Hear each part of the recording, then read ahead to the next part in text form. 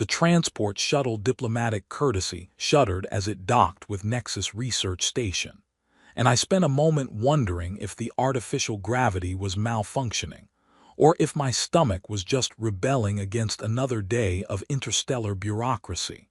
Lieutenant Commander Jake Morrison, that's me, had been looking forward to this assignment about as much as a root canal, but someone had to represent Earth's interests in the Cathara Gate negotiations, and apparently my track record of not starting wars made me the ideal candidate.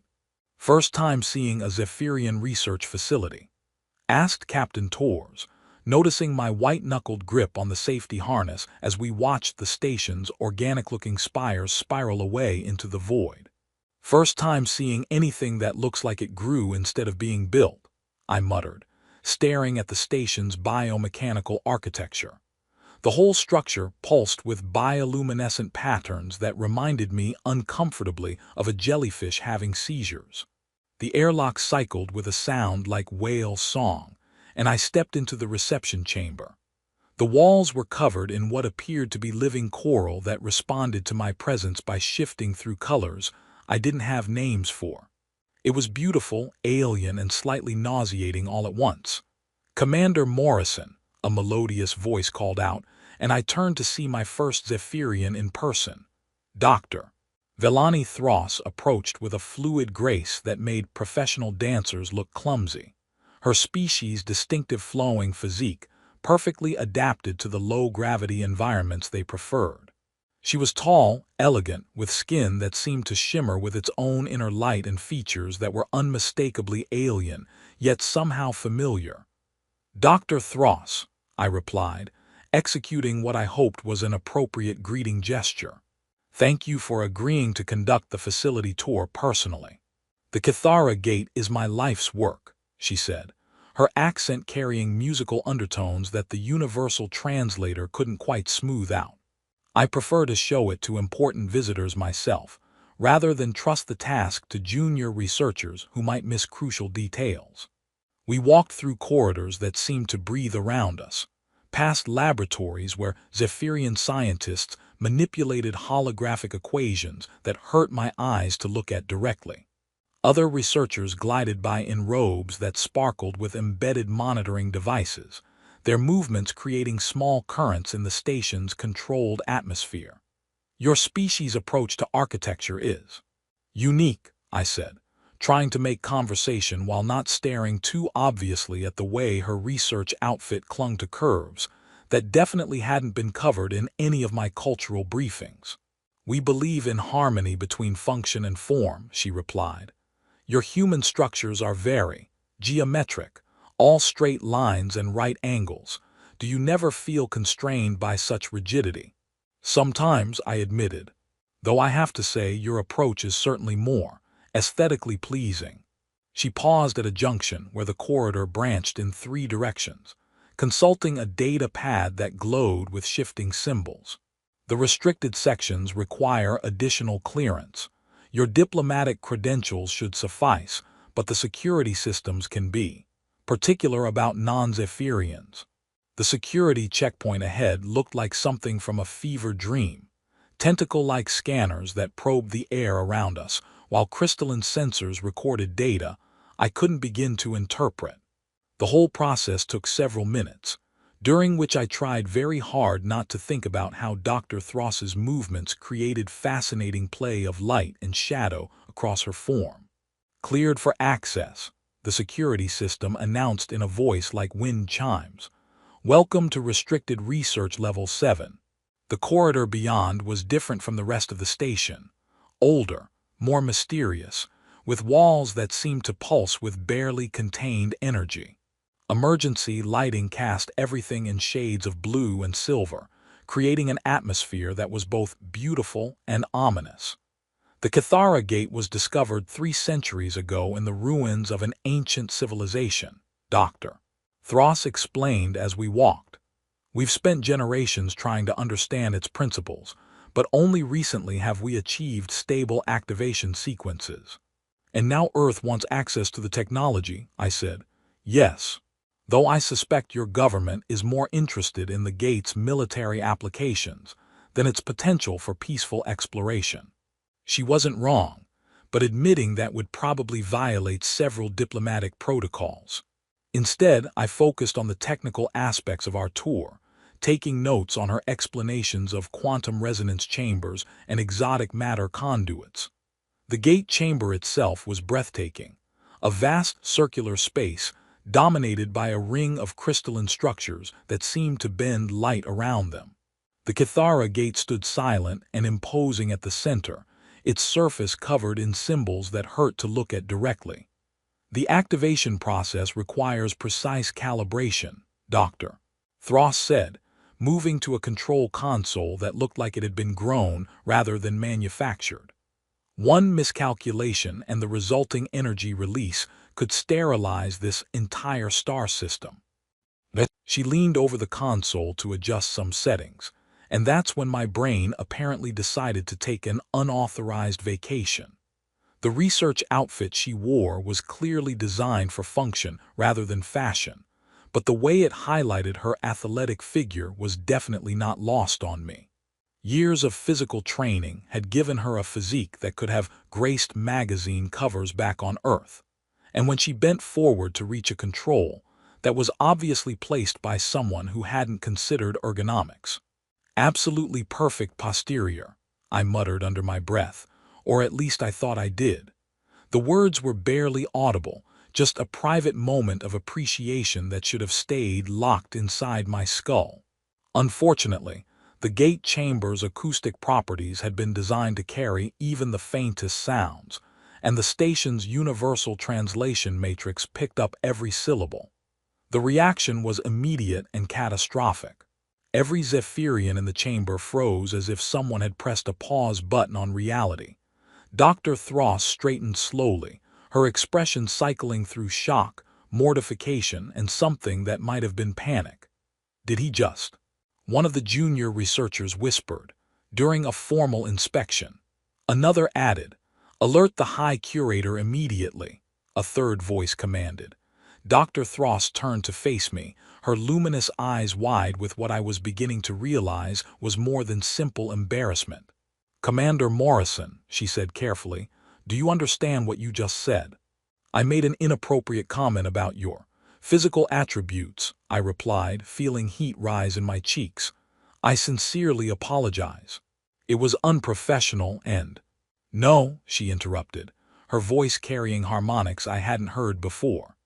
"In Zephyrian culture, unsolicited commentary about physical appearance is considered the most sacred form of courtship proposal. Your words have just triggered the rite of shared destiny." The chamber erupted in musical alarms as security systems activated throughout the station. Emergency lights bathed everything in red, and I could hear blast doors sealing throughout the facility. "Courtship proposal," I managed weakly. Dr. Thross looked at me with an expression that mixed sympathy with complete mortification. "According to ancient law, you have just formally requested to become my bonded mate and co-guardian of the Kithara Gate."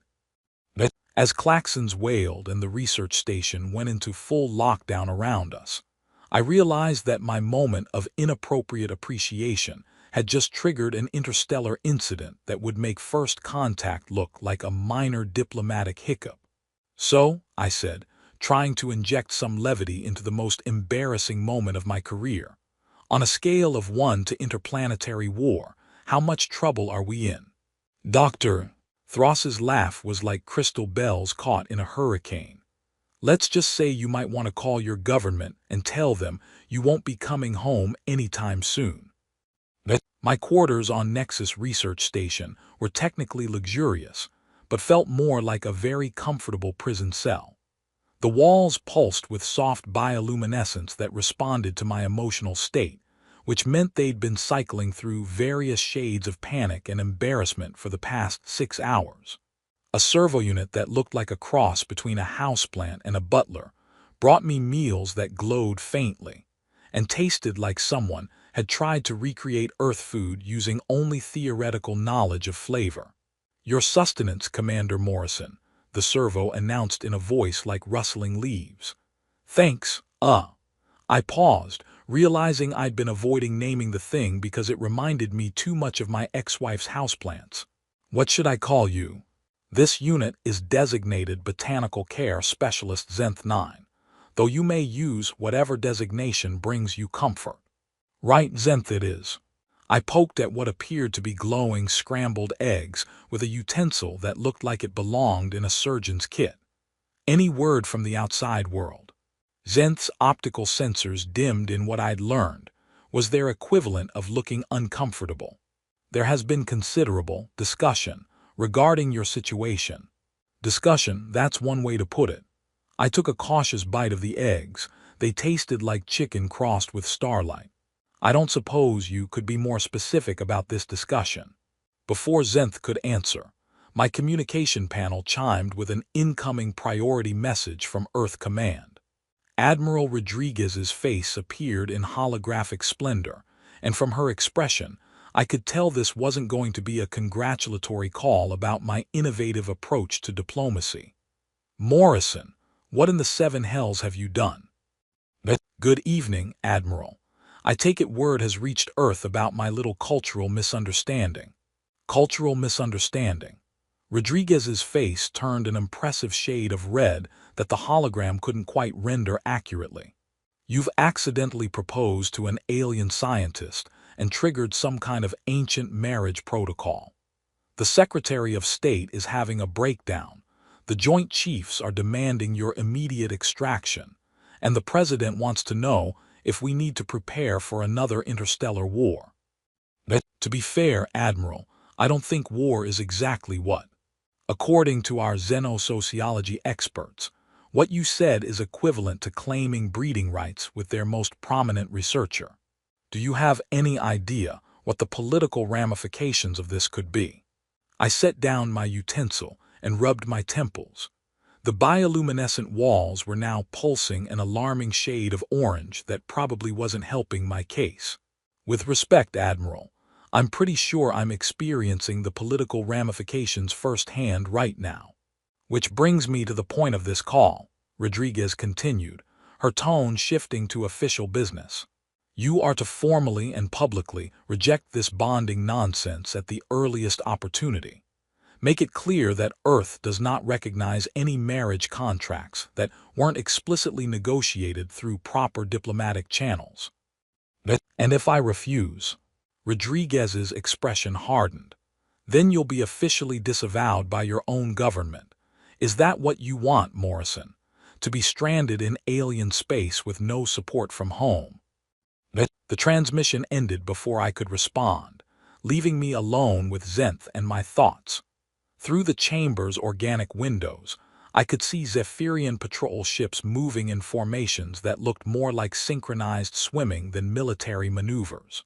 Zenth, I said, what exactly happens to someone who gets disavowed by the Zephyrian High Council? The servo's optical array flickered nervously.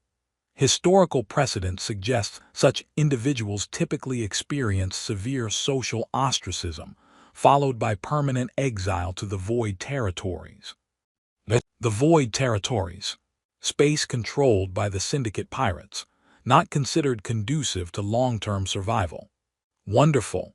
I activated my personal research terminal, which had been thoughtfully programmed with Zephyrian cultural databases. Let's see what I can learn about these bonding rituals. What I discovered over the next few hours was both fascinating and terrifying. The Zephyrians had evolved from a species where mate selection was literally a matter of survival. Their harsh homeworld meant that choosing the wrong partner could result in death during the breeding seasons. Over millennia, they developed elaborate courtship protocols designed to ensure genetic and cultural compatibility. But they'd also made the process so formal and binding that even casual compliments could trigger legal obligations. Commander Morrison, Zenth interrupted my research. You have visitors.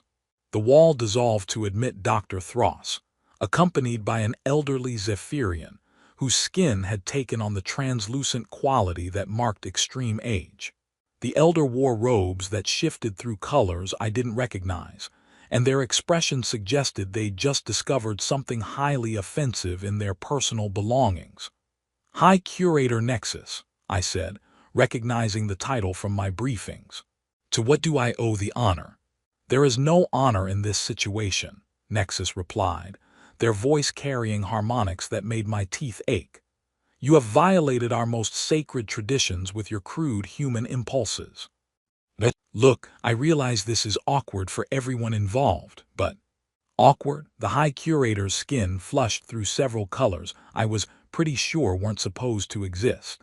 Human, you have spoken binding words in the presence of the sacred translation matrix. According to law that predates your species' discovery of fire, you are now bound by the right of shared destiny. Dr. Thross stepped forward, her expression apologetic. What the High Curator means is that your comment has triggered ancient protocols that can't simply be dismissed. The right would make us co-guardians of the Cathara Gate, with joint authority over its activation and use. I blinked. Co-guardians. You would have equal say in who uses the gate, when it's activated, and for what purposes, she explained. It's designed to prevent the technology from falling under the control of any single individual or faction. That seems like a significant design flaw in your legal system, I observed. Which is why we are here to discuss annulment procedures, Nexus said, producing a data tablet that glowed with ominous symbols. Sign this declaration of cultural incompatibility, submit to the cleansing of intent, and we can pretend this unfortunate incident never occurred. And if I don't? The High Curator's smile was all teeth and malice. Then you will be classified as a predatory deceiver under Zephyrian law. Your name will be added to the Syndicate of Shame, and you will be considered a wanted criminal throughout our territory.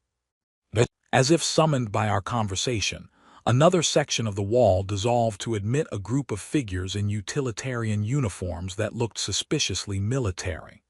Their leader, a scarred individual whose movements suggested extensive combat training, stepped forward with predatory confidence. High Curator, the figure said, perhaps this human would benefit from understanding the full consequences of his presumption. Captain Vexter, Nexus replied with obvious distaste. This is a matter for the civilian authorities, not the Defense Corps.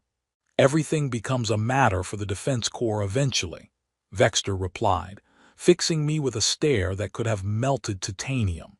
Tell me, human, does your species still practice trial by combat to resolve disputes of honor? We have lawyers, I said weakly. The captain's laugh was like breaking glass. How civilized. Unfortunately, Zephyrian law recognizes more direct methods of conflict resolution. But Dr. Thross was studying her data pad with an expression of growing alarm. Captain, there's been a development in the Helios Drift. 3 refugee convoys have gone missing in the past 12 hours. Missing? I asked. Void Syndicate raiders, Vexter replied grimly. They've been getting bolder, attacking ships carrying displaced families from the Outer Rim conflicts. The political chaos surrounding your situation has given them cover for increasingly aggressive operations. As the various factions faced off in my quarters, I couldn't help but think that accidentally commenting on an alien scientist's posterior was rapidly becoming the least of my problems. Somewhere out there, innocent people were dying while bureaucrats and warriors argued about the proper interpretation of ancient laws. The real question was whether I could find a way to help them before the politicians finished destroying any chance of a peaceful resolution. The secret summons came through Zenth at precisely 0300 ship time, delivered via a holographic butterfly that dissolved the moment I reached for it. The message was simple. Hydroponics Bay 7. Come alone. Bring something to eat. This conversation might take a while. Dr. Thross's sense of humor was apparently intact despite our mutual diplomatic disaster, which was oddly reassuring. I made my way through the station's organic corridors, past research labs that hummed with activity even during the night cycle, following directions that led me deeper into the facility's agricultural section. Hydroponics Bay 7 turned out to be a hidden sanctuary tucked between 2 legitimate growing chambers. The entrance revealed itself only when I pressed my hand to what looked like a decorative wall panel. Apparently my accidental bonding had come with access privileges nobody had bothered to mention. The bay beyond was a riot of exotic vegetation from dozens of worlds. Luminescent flowers bloomed in impossible colors, while vines that sparkled with their own inner light created living curtains between floating garden pods. A stream of liquid that definitely wasn't water meandered through the space, carrying nutrients to plants that swayed in artificial breezes. Impressive, isn't it, Doctor? Thross's voice came from behind a cluster of trees that chimed like wind bells when she pushed through them. It took our agricultural specialists decades to create stable growing conditions for so many different ecosystems. But she looked different here, less formal, more relaxed. Gone were the research robes and monitoring equipment, replaced by simple clothing that looked comfortable rather than professional. Her hair was pulled back in a practical style, and her expression carried a mix of exhaustion and determination I hadn't noticed during our official meetings. "Dr. Thross," I began, but she held up a hand. "Vellani, please. I think accidentally proposing to someone puts us past formal titles, don't you?" "Right, Vellani." I settled onto a bench made from what appeared to be living crystal. "About that proposal thing. You want to apologize again," she said, sitting across from me on a chair that grew from the floor to accommodate her. "Don't. Do you know how long it's been since someone noticed that I actually have a physical form instead of just treating me as a disembodied intellect? Long enough to make accidentally commenting on your attributes seem flattering instead of harassing." She laughed, a sound like silver water over stones. "Try never. Most researchers see me as Dr. Thross, the gate expert, not Vellani, the person who spends 3 hours every day in the fitness center because she enjoys feeling strong and healthy." We sat in comfortable silence for a moment, watching bioluminescent fish swim through the impossible stream. It occurred to me that this might be the first genuine conversation I'd had since arriving at the station. "So," I said finally, "just how much trouble are we actually in?" Vellani's expression grew serious. "More than either of our governments realizes. The right of shared destiny wasn't just created for romantic bonding. It was designed to prevent the gate technology from falling under the control of any single individual or faction. Hence the co-guardianship aspect." "Exactly, but there's more to it than that." She touched a control surface hidden among the crystalline plants, and a holographic display materialized between us. "These are the current positions of refugee fleets in the Helios Drift." The display showed dozens of ships scattered across space, converted cargo vessels, passenger liners, even modified mining platforms, all packed with families fleeing conflicts in the outer systems. "The Void Syndicate has been picking them off systematically," Vellani continued. "They're using the political chaos surrounding our situation as cover for increasingly bold attacks. 3 more convoys disappeared while we were dealing with the fallout from your comment." "How many people are we talking about?" 17,000 refugees currently stranded in the drift, with more arriving daily. The Cathara Gate is their only hope of reaching safe territory, but activation requires both guardians to be present and in agreement. I felt a chill that had nothing to do with the bay's climate control, and if the right gets annulled, then High Curator Nexus gains sole control of the gate. He's been arguing for months that helping refugees sets dangerous precedents about Zephyrian responsibility for other species' problems. While Captain Vexter probably sees this as an opportunity to militarize the whole operation. Worse than that, the Defense Corps has been pushing for exclusive control of gate technology since it was first activated. If they can prove that civilian oversight leads to disasters like our bonding incident, they'll have justification for a complete takeover. A fish made of living starlight swam past us, its scales creating patterns that hurt to look at directly. Somewhere in the distance, the wind chime trees played melodies that sounded almost like lullabies. There's something else, Vellani said quietly. The right of shared destiny requires more than just formal agreement. If we complete the ceremony, you'd be bound to remain in Zephyrian space permanently. The guardianship can't be transferred or abandoned without triggering the gate's self-destruct protocols. The weight of her words settled over me like a lead blanket. So I'd essentially become a permanent resident of your territory. More than that, you'd become a citizen with full rights and responsibilities, including the authority to speak for refugee populations and advocate for humanitarian causes. She leaned forward, her eyes reflecting the bay's bioluminescent lighting. Jake, may I call you Jake? What do you know about my background before I became the gate expert? Not much. My briefings focused on your research credentials and publications. I was born on a refugee transport fleeing the Kalos system collapse.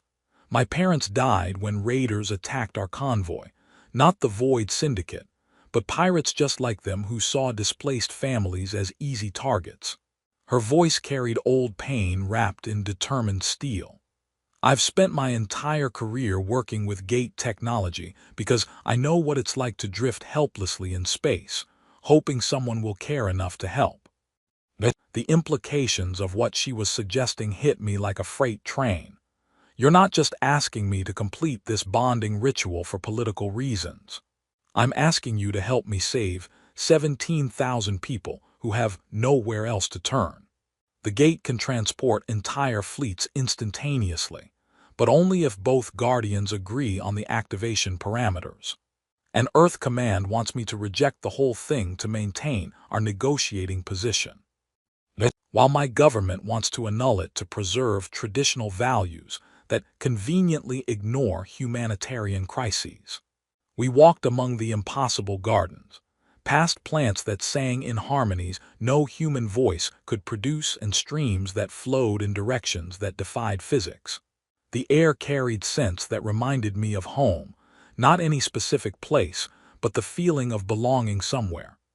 There's something I need to tell you, I said as we paused beside a tree whose leaves showed reflections of distant stars. I wasn't just being inappropriate when I made that comment about your posterior. I was genuinely impressed by your dedication to physical fitness. She raised an eyebrow. That's your confession, that you find athletic physiques attractive. That's my confession that I find you attractive. Not just physically, but intellectually. You're brilliant, dedicated, and you've managed to maintain a sense of humor despite being accidentally proposed to by a complete stranger. A complete stranger who might be willing to give up everything he knows to help save people he's never met. A complete stranger who's starting to think that might be the first truly important decision he's ever had the chance to make. As we stood among the luminescent flowers, breathing air that tasted of distant worlds and impossible dreams, I found myself wondering if my carelessly spoken words might have been the best mistake of my life. The question was whether I had the courage to see where they led. The attack came at dawn, ship time, when most of the station's research staff were beginning their daily routines. I was in the hydroponics bay with Vellani, sharing what had become our morning ritual of discussing refugee fleet positions over cups of something that tasted like coffee crossed with liquid starlight. When the first plasma bolts lit up space outside the transparent aluminum viewports. Void Syndicate raiders, Vellani said grimly, watching sleek predator ships emerge from hyperspace in attack formation. They've been planning this for weeks. The station shuddered as defensive shields absorbed the initial barrage, but I could see more enemy ships materializing from jump points around the facility. These weren't opportunistic pirates hitting soft targets. This was a coordinated assault designed to capture the Cathara Gate, while the political situation kept everyone else confused and paralyzed. Commander Morrison, Dr. Thross, report to Emergency Command immediately. The station's AI announced through speakers that grew from the walls like metallic flowers. Emergency Command turned out to be a crystalline chamber deep in the station's core, where holographic displays showed the tactical situation in real time. High Curator Nexus stood at the center of it all, his translucent skin flushed with colors that probably indicated extreme stress. "The raiders are using the political chaos as cover," Captain Vexter reported, her scarred features grim as she studied the tactical displays. "They know we can't activate the gate for refugee evacuation, while the guardianship question remains unresolved." "Then we resolve it," I said, stepping forward before I could second-guess myself. "I formally request completion of the rite of shared destiny." The command chamber fell silent, except for the distant rumble of weapons fire against the station's shields. Every Zephyrian in the room turned to stare at me with expressions ranging from shock to horror. "You cannot be serious," High Curator Nexus said, his voice carrying harmonics of disbelief. "In the middle of a battle, you choose to activate ancient bonding protocols." "I choose to save 17,000 refugees who are sitting helpless in space while we argue about marriage law," I replied. "Vellani, are you willing?" She looked at me for a long moment, her luminous eyes reflecting the tactical displays around us. Then she smiled, not the polite expression of a diplomatic scientist, but the fierce grin of someone who'd finally found a worthy battle to fight. "I've been willing since the moment you noticed I had a posterior worth complimenting," she said. "Let's become guardians." What followed was the most chaotic wedding ceremony in galactic history. Ancient recording devices descended from the command chamber's ceiling, while plasma fire lit up the viewports. Zephyrian officials materialized from emergency bunkers to perform rituals that hadn't been used in centuries, chanting in harmonics that made the station's hull resonate. Captain Vexter coordinated defensive fire while simultaneously serving as witness to binding oaths that would reshape interstellar law. High Curator Nexus protested every step of the ceremony, while grudgingly ensuring that each ancient requirement was properly met. Through it all, refugee ships continued to flee toward the station, chased by syndicate raiders who saw the chaos as an opportunity for profit. "The bonding is complete," Nexus announced with obvious reluctance as crystal seals formed around our joined hands. "You are now co-guardians of the Cathara Gate, with all the responsibilities that entails." "Excellent," Vellani said, turning to the gate control systems with practiced efficiency. "Jake, place your hand on the primary activation matrix." The gate controls felt warm beneath my palm, responding to bioelectric patterns that apparently recognized me as an authorized guardian. Around us, the command chamber's displays shifted to show the gate chamber itself, where the ancient ring was beginning to glow with power that made my eyes water. "Targeting the refugee fleet in Sector 7, Vellani announced, her hands dancing over controls that looked more like musical instruments than engineering equipment. "Full evacuation protocol, emergency priority." "Wait," Captain Vexter interrupted, studying the tactical displays with growing alarm. "The syndicate ships are moving to intercept the refugee fleet. If we open the gate now, we'll be bringing their attackers through with them. Then we deal with both problems simultaneously," I said, surprised by the confidence in my own voice. "Can the gate's activation wave be used defensively?" Vellani's eyes widened with understanding. The initial energy burst when establishing a stable wormhole. It could disrupt unshielded vessels within a certain radius. "How certain?" Vexter asked. "Certain enough to turn syndicate raiders into very expensive debris," Vellani replied, her fingers already adjusting the gate's power parameters. "But the timing has to be perfect." The next few minutes were the longest of my life. We watched through tactical displays as refugee ships limped toward the gate coordinates, while syndicate vessels closed in like wolves hunting wounded prey. The Cathara Gate itself began to sing, a harmonic resonance that seemed to vibrate through every molecule in the station. "Refugee fleet is in position," Vexter reported. "Syndicate ships are. Wait, they're pulling back. They know what we're planning." "Not all of them," I observed, watching the tactical display. "The lead raider is still closing on the refugee convoy. Looks like their commander is too greedy to retreat." "Or too stupid," Vellani muttered, making final adjustments to the gate's targeting systems. Jake, on my mark, activate the emergency transit protocol. 3, 2, mark. I pressed my palm against the activation matrix and felt power surge through the gate that could have lit up entire star systems. The ancient ring in the chamber below us blazed with energy that shouldn't have been possible according to human physics, creating a stable wormhole that connected our position to safe space thousands of light years away. The activation wave that preceded the wormhole's formation hit the Syndicate Raider like a tsunami of exotic particles. I watched through the tactical display as their ship simply stopped existing, its molecular structure scattered across several dimensions simultaneously. "Refugee fleet is through," Vexter announced with satisfaction. "All 17 ships accounted for, no casualties. The remaining Syndicate vessels are retreating." As the immediate crisis passed and the station's defensive alerts wound down, I found myself standing in emergency command with my new wife, staring at tactical displays that showed empty space where thousands of desperate people had been drifting just moments before. "So," I said to Vellani, as the various Zephyrian officials began the slow process of returning to normal operations, "what do we do for our honeymoon?"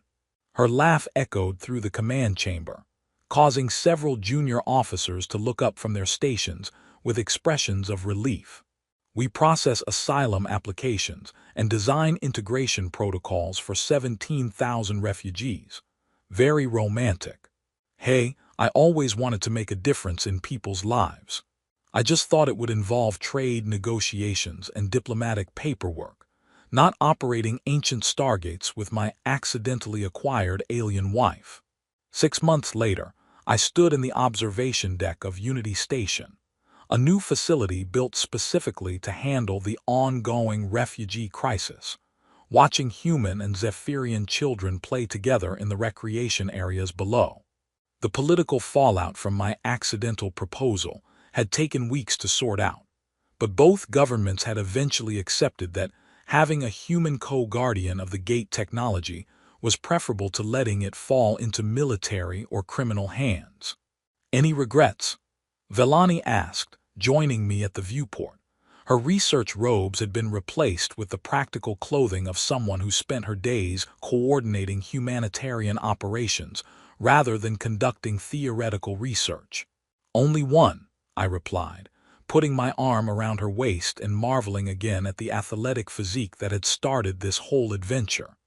"I really wish I could see Admiral Rodriguez's face when she reads my quarterly reports. Mission status: accidentally married alien scientist. Successfully prevented interstellar incident. Please send more coffee. Think Earth Command has a form for that." She laughed. "The sound You know," Vellani said thoughtfully, "I never did properly thank you for that comment about my posterior." "Please don't," I replied quickly. "I'm pretty sure complimenting your backside again might trigger some other ancient protocol that makes me responsible for terraforming operations or something." "Actually," she said, with a mischievous grin that reminded me why I'd fallen for her in the first place, "there is an old Zephyrian tradition about married couples and shared physical appreciation." "Nope," I said, backing away from the viewport. "Absolutely not. I've learned my lesson about casual comments and alien cultural protocols.